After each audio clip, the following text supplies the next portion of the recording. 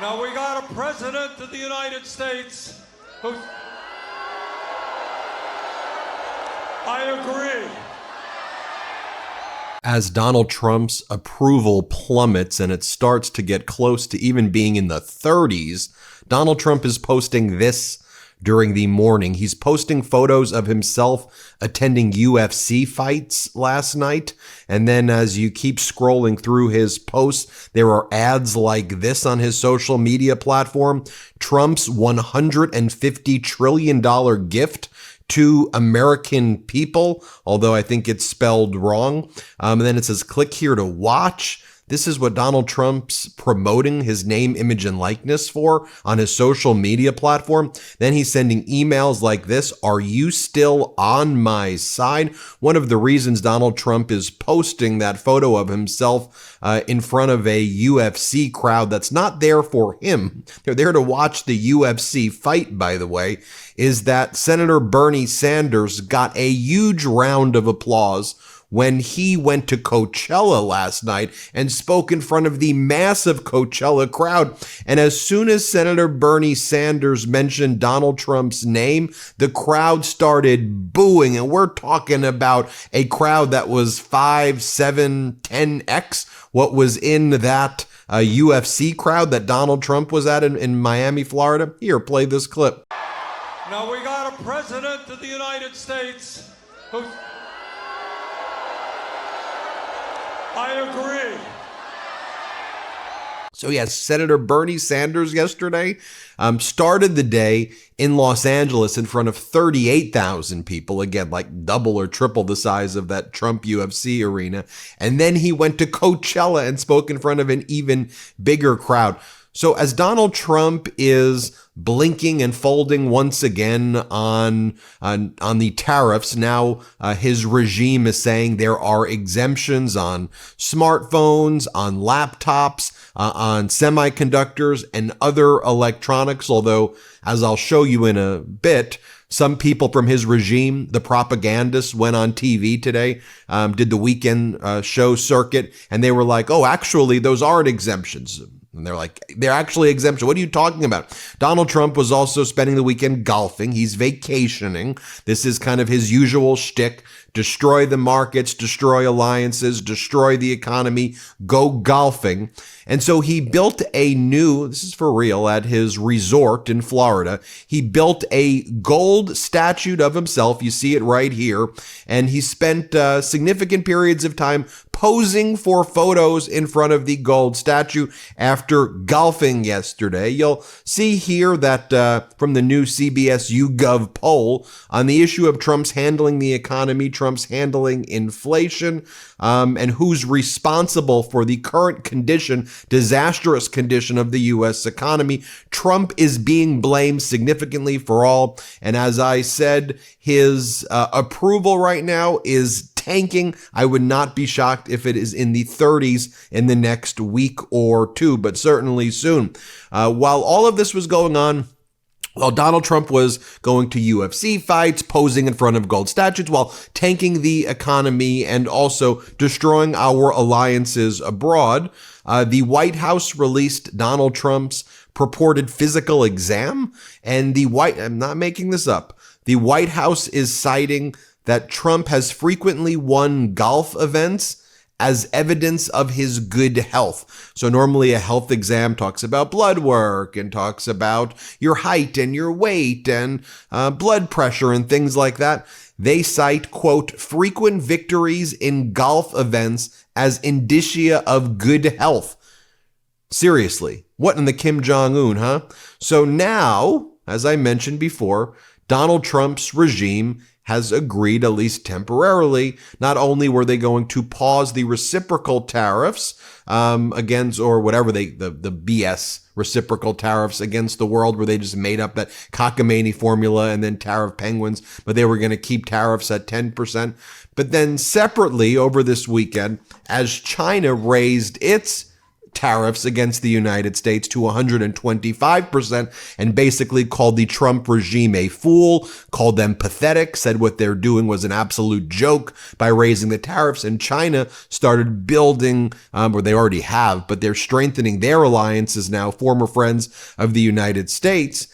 Trump announced exemptions on smartphones, on laptops and other electronic devices. But now Trump's regime members like Howard Lutnick were making their rounds and actually saying that despite the exemption for electronics over the weekend, things like iPhones and other electronics will in fact get their own special tariffs coming soon in a couple of months. Here's Howard Lutnick saying that. Let's play this clip. So you're saying that the big tariffs on things like smartphones and laptops, iPhones, all those iPhones built in China, that those tariffs are... So then the Trump regime puts on Peter Navarro this morning, who's asked about those exclusions that I just mentioned, and he goes, they're not exclusions, even though they're literally written as exclusions. Play this clip.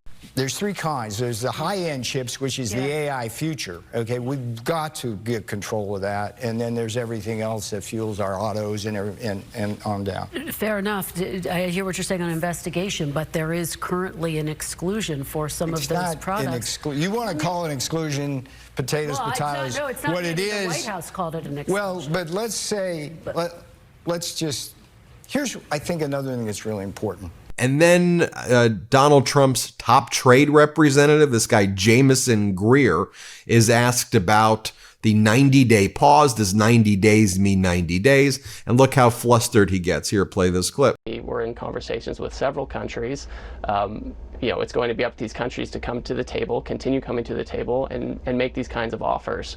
The reality is we're working around the clock, day and night, sharing paper, receiving offers, and giving feedback to these countries with respect to how they can better achieve reciprocal trade with the United States. But 90 days could be a rolling deadline, is what I hear you saying.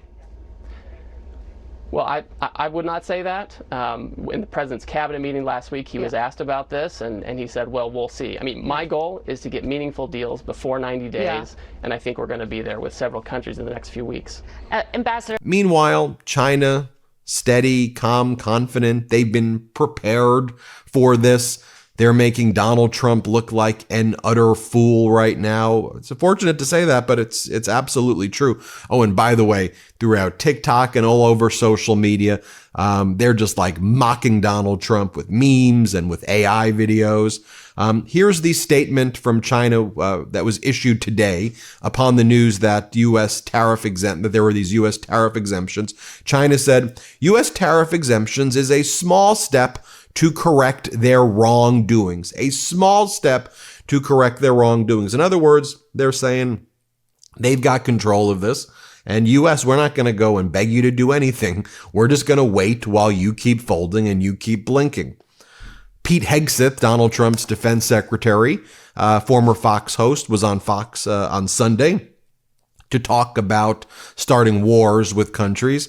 Here he talks about taking the Panama Canal back. You'll note I did a whole video on Donald Trump's foreign policy this morning as well, but here he is talking about taking the Panama Canal back.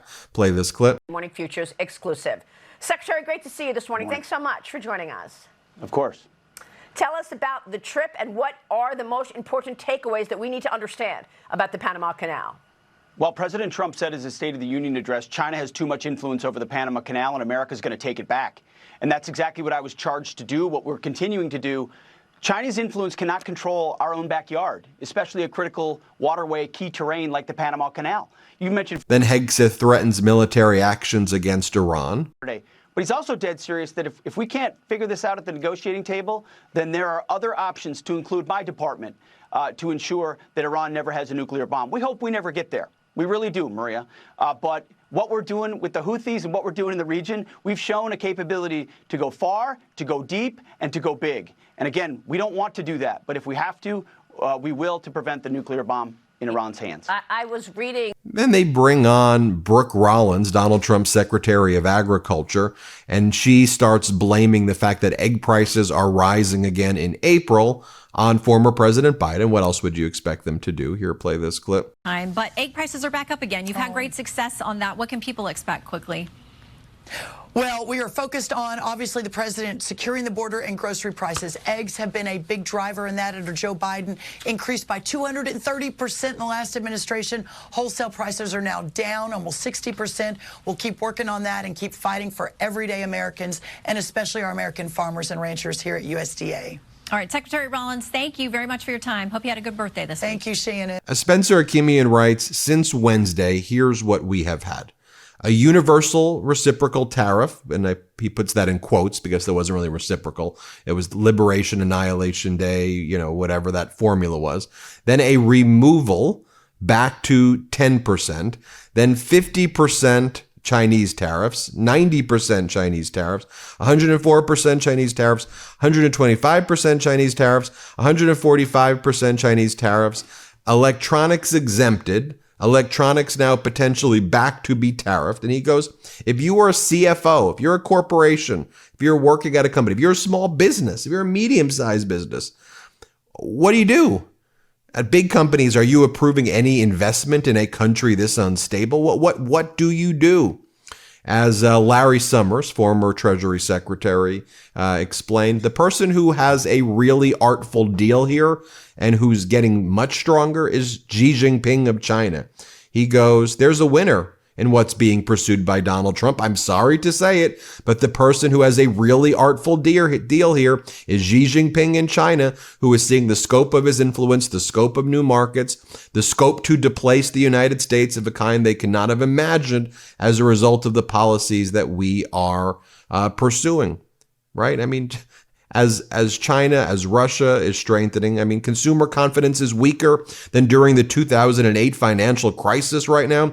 Sentiment is declining rapidly, both for households making more than $100,000 and less than $100,000. Consumers worry about losing their jobs at a level normally seen during recessions. That's the data from Apollo, not like a leftist Apollo, private equity. That's what they're saying. And then just take a look at this photo that our editor-in-chief Ron Filipkowski posted. Left, the official photo from the Kremlin, from Russia, from Putin, of U.S. Special Envoy Steve Witkoff putting his hand over his heart as he greets his friend Vladimir Putin again this week. On the right, Putin's latest missile attack, killing at least 21 people, including 7 children, on Palm Sunday. Trump is Putin's stooge. And you take a look again at this photo that Laura Loomer, propagandist, conspiracy theorist, 9/11 denier, Laura Loomer post, and it's a post of Witkoff shaking Putin's hands. And then Laura Loomer goes like, Witkoff has done more for this country than anyone. And then Marco Rubio, Secretary of State, responding to Laura Loomer posting a photo of a U.S. Special Envoy kissing Putin's ass. Marco Rubio, Secretary of State, goes 100%. I bet you can never even fathom that type of sentence. You have a Secretary of State of the United States reposting a 9/11 denier conspiracy theorist who handcuffed herself because when she was blocked in 2018 by Twitter, she handcuffed herself to the Twitter headquarters because she described it to the Holocaust. So you have Secretary of State Rubio reposting a Loomer, 9/11 deniers, post of a U.S. envoy kissing Putin's ass. Seriously. And that's the morning. That's what's going on Sunday morning with Trump. No wonder the opposition and resistance is growing internationally and abroad. What the hell? Now hit subscribe. Let's get to 5 million subscribers. Thanks for watching. New Meidas merch drop. Check out the latest pro-democracy sticker packs, t-shirts, hats, sweatshirts, and more. All at store.MeidasTouch.com.